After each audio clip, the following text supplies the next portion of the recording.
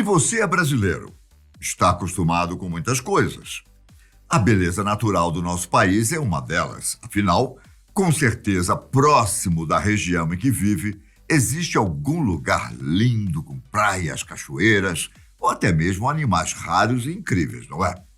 Você também curte música boa, já que o ritmo tupiniquim é um dos mais famosos e adorados do mundo. E a comida, então? A comida nem se fala, não é? Enfim, são muitas as coisas que os brasileiros estão habituados em seu dia a dia. No entanto, infelizmente, não são só coisas boas. Se você mora no Brasil, a palavra corrupção, com certeza, é muito familiar para os seus ouvidos. Dessas atividades ilícitas surgem outros termos que você conhece: doleiro, esquema, laranjas e a tão famosa lavagem de dinheiro. Afinal, como funciona a lavagem de dinheiro, hein? Vamos descobrir. Meu nome é Ivan Lima e seja muito bem-vindo a Fatos Desconhecidos. Primeiro de tudo, eu preciso dizer que antes desse vídeo, eu não entendia nada do assunto. Hein? Então, Polícia Federal, por favor, calma. Bom, brincadeiras à parte. A lavagem de dinheiro moderna teve sua origem a partir da década de 20, principalmente nos Estados Unidos e na Itália. Caso você tenha feito alguma relação à máfia, tanto na Europa como no país norte-americano, foi a primeira quadrilha a se especializar nesse tipo de atividade. Tudo começa quando, no ano de 1920, entra em vigor nos Estados Unidos a famosa Lei Seca. A partir daquele momento, estava proibido a venda e o consumo de bebidas alcoólicas naquele país. Obviamente, os americanos não queriam ficar sem beber um goró, como dizemos por aqui, e logo os contrabandistas encontraram um terreno fértil para prosperarem. A máfia, que naquela época ainda era essencialmente famílias de criminosos italianos que tinham migrado para os Estados Unidos, foi a principal responsável por fabricar ou ainda contrabandear bebidas alcoólicas para dentro das fronteiras americanas. E pensa em um negócio lucrativo. Não, pensa. Os mafiosos faziam rios de dinheiro com o produto. Algo que aos poucos foi chamando a atenção das autoridades. Ao final da década de 20, o lendário Al Capone se tornou a figura mais importante da quadrilha. Só que o próprio não era muito discreto. Aliás, nada discreto. Por não separar o lucro de suas atividades ilegais com outros negócios, o chefão do crime foi preso no começo da década de 30, oficialmente por sonegação de impostos. A partir desse momento, o crime organizado americano percebeu que precisava arranjar maneiras de tornar o dinheiro provindo do crime uma renda legal. É exatamente essa a finalidade da lavagem de dinheiro. Transformar o dinheiro vindo de fontes ilegais em um dinheiro limpo, ou seja, lavar o dinheiro. Hoje, esse tipo de atividade acontece de muitas maneiras. Ao contrário do que se pode imaginar, com os novos adventos tecnológicos, criminologistas dizem que essa infração ficou ainda mais difícil de ser fiscalizada. Para entender isso melhor, eu tenho que explicar pelo menos o básico da lavagem. Geralmente, ela acontece em 3 etapas.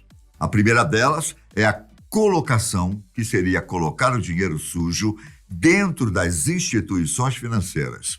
Em outras palavras, seria basicamente depositar a moeda. Mas não é tão simples assim. Afinal, uma grande parte da renda gerada pelo crime vem de dinheiro vivo, principalmente do tráfico de drogas. Ao mesmo tempo, depósitos em valores muito altos são automaticamente notificados para as autoridades, isso na maioria dos países. Os criminosos resolvem esse impasse normalmente de 2 maneiras. A primeira é depositando pequenas quantias por vez. Para isso, Muitos especialistas na atividade amassam o dinheiro para dar um aspecto mais real a ele, o que causa menos suspeitas dos funcionários do banco. A outra maneira é através das famosas laranjas. Funciona mais ou menos da seguinte maneira: um grupo criminoso abre um tipo de empresa que geralmente tem suas atividades em espécie, como, por exemplo, restaurantes, bares e até mesmo cinemas. Essas empresas apresentam oficialmente um faturamento muito maior do que realmente têm e depositam em suas contas o dinheiro vindo do crime. Logo, cria-se uma justificativa legal para aquela renda existir. Você já reparou naquele negócio perto da sua casa que parece meio falido, só que nunca realmente fecha as portas? Então, é meio que isso. Só que eu não estou acusando ninguém, hein? Nada disso. Especialistas dizem que aqui no Brasil é praticamente impossível andar por 2 quilômetros em linha reta sem passar por algum tipo de comércio envolvido ou ainda criado para essa prática. Continuando, vamos lá. A segunda etapa é a ocultação. Essa pode ser considerada a parte mais complexa do processo, já que envolve um bom conhecimento do sistema financeiro. Em resumo, depois que o dinheiro já está dentro de algum banco, os criminosos começam a movimentá-lo, transferindo-o entre outras empresas e, muitas vezes, até mesmo entre países. Esse movimento serve para dificultar a localização da origem do dinheiro, ou, em outras palavras, sumir com o rastro dele. Lembra quando eu disse, agorinha, que os adventos das novas tecnologias bancárias ficou mais difícil de fiscalizar essas transações? Isso acontece porque hoje elas podem ser feitas com muito mais facilidade e também de maneiras diferentes, como, por exemplo, o criminoso pode transformar o dinheiro em bitcoins ou até mesmo comprar e vender ações de maneira encenada. Nesse momento, entram também as figuras dos paraísos fiscais, regiões que possuem poucas regras e leis sobre a aplicação de dinheiro. Quando a renda suja do crime chega nesses lugares, sua origem praticamente se perde, já que neles não existe controle ou necessidade legal de se informar sobre as transições. E, por final, vem a terceira parte, chamada de integração. Muitas vezes, é difícil separar essa parte da anterior, já que muitas vezes elas ocorrem simultaneamente.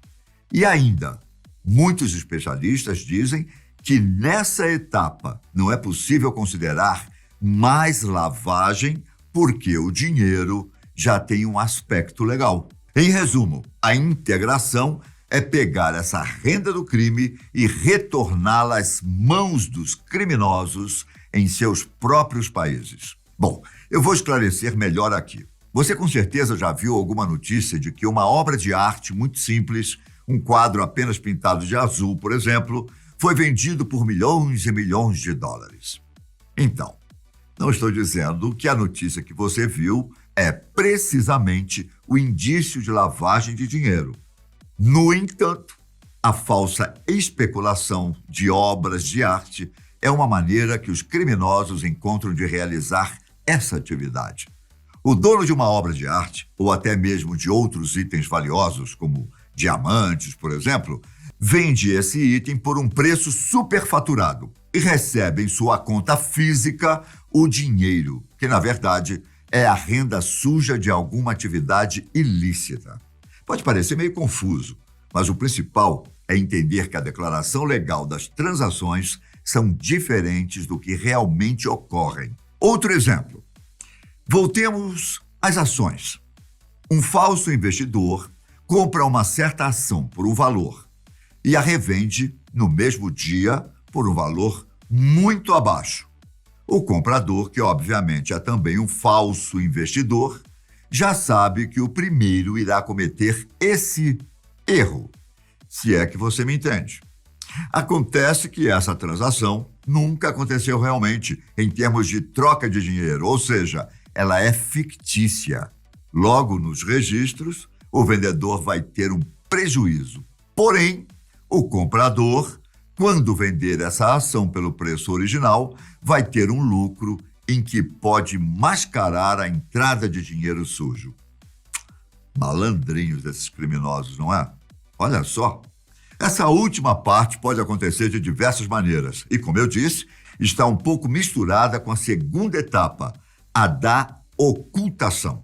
Isso porque é comum que os criminosos, ainda quando estão criando um rastro falso para o dinheiro, comprem coisas de alto valor.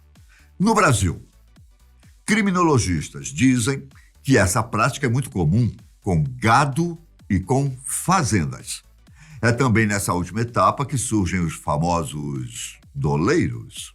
Em resumo, o doleiro é um criminoso que atua vendendo e comprando moedas internacionais, geralmente o dólar, em um mercado informal e ilegal. É considerado crime porque esses criminosos agem como uma espécie de agiota, cobrando taxas diferentes das estipuladas. Obviamente, esses homens não têm permissão dos conselhos reguladores para atuarem na área. O doleiro, geralmente, é a pessoa que coordena as operações finais, fazendo elas parecerem legais. Dá para dizer que essa figura é a peça-chave da ação, já que possui os contatos e o conhecimento para que elas aconteçam. E olha, esses criminosos devem ter muito trabalho, viu? Hoje, cerca de... Segura aí o valor. É alto. Cerca de US$ 1 trilhão é movimentado anualmente por essa prática. Agora, fala aqui pra gente. Se tem algum comércio perto da sua casa que você sempre ficou com o pezinho atrás, achando estranho. Eu fico por aqui. Um abraço, fiquem com Deus e até a próxima. Tchau!